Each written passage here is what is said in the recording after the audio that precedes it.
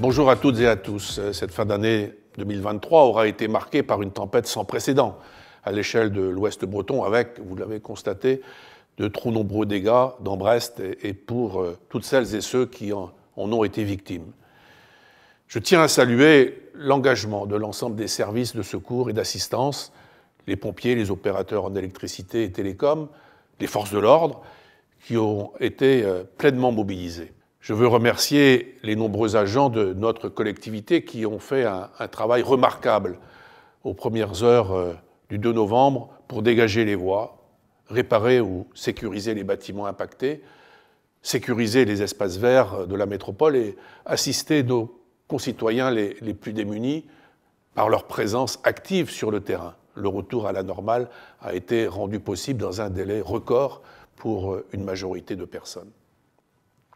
C'est dans ces contextes de crise qu'on mesure l'importance des services publics. Merci à vous également qui avez su respecter scrupuleusement les règles de sécurité et faire preuve de solidarité et d'attention les uns envers les autres.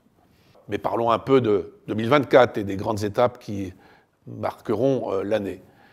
Dans quelques jours, les skippers de l'Arkea Ultimate Challenge Brest s'élanceront de Brest pour un tour du monde épique à bord des trimarans géants et nous serons nombreux à venir saluer le grand départ de cette course exceptionnelle au port de Caux.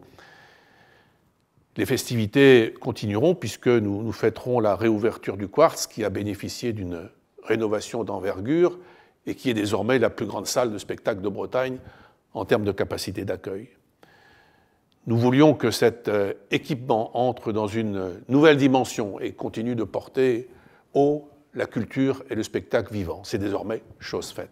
Soyons nombreux à découvrir ce nouveau Quartz les 20 et 21 janvier et je vous encourage à profiter de cette nouvelle saison qui s'annonce exceptionnelle.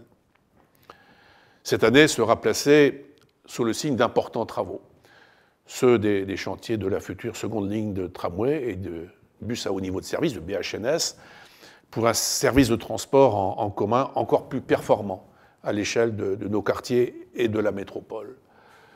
Autre projet d'envergure, la métamorphose programmée d'Océanopolis, qui valorise par son action cet enjeu primordial qui est la protection des océans et des écosystèmes marins.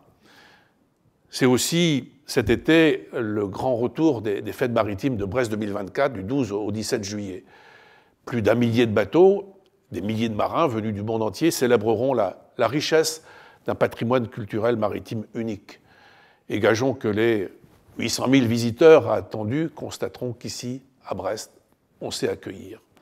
Nous pouvons être fiers de notre ville, de notre métropole, fiers de toutes ces transformations qui la renforcent et qui, demain, nous permettront d'encore mieux y vivre. À toutes et à tous, je réitère mes vœux de bonnes et heureuses années. Que vive 2024 et Blavesman.